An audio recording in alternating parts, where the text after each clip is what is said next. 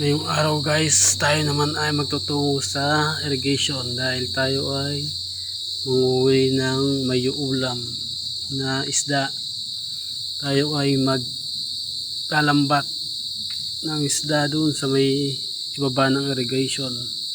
Sama natin si Kuya Nonong at ang bayaw namin. Tama yan.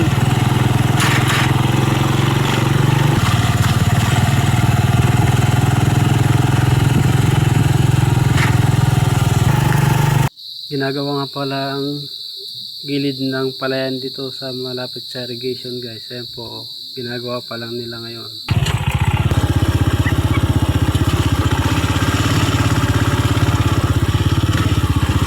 Kita nyo yan guys, kahit makulimlim ang panahon, pupunta tayong mangisda para tayo ay may pang-ulam ngayong araw.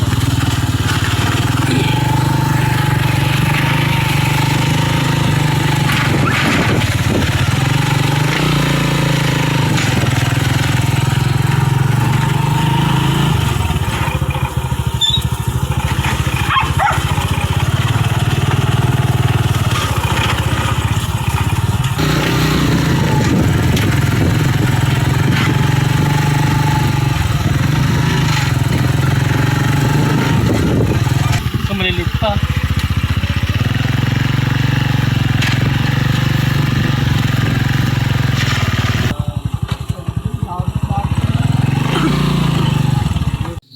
Yan guys, at bababa na po ang aking kuya.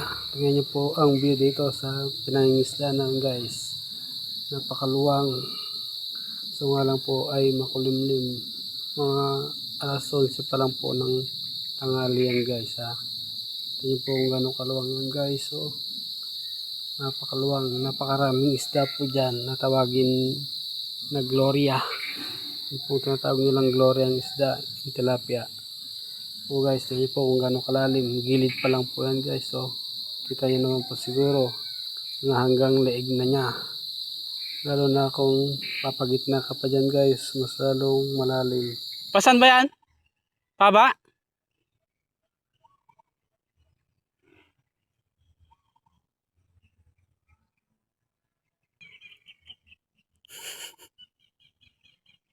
Lalim dun oh. Yun nga pala guys, so may nahuli na agad sa unang latag pa lang ng ating lambat guys. Naka isa na agad siya guys. So, kita nyo guys. Yun yung kuya ko guys. So, napakalalim na dun sa kinaroroonan niya. Halos siya ay lubog na. Yan po ay maghanap tayo ng patpat dyan dahil wala daw po siyang mapagtatalian. Kaya tayo maghahagilap muna ng kanyang pagtatalian dyan guys. Ano kahoy?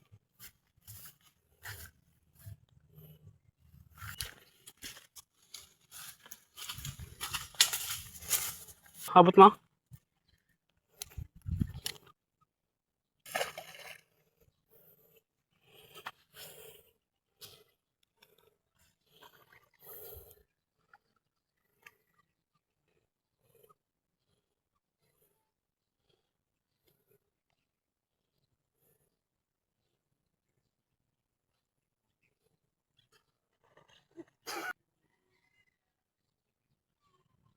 Yeah, malaki yan ah.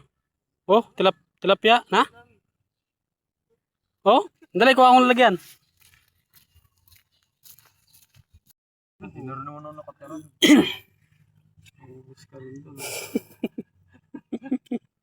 Kaya na nila, napalayas nga sila sa Makati eh. Diyan din sa subdivision, napapalayas nila. Yan nga pala ay unang naming nahuli guys. Unang baba pa lang yan. Halos kalahating timba na ang aming nahuli dyan guys. Ito yung malalapad diba?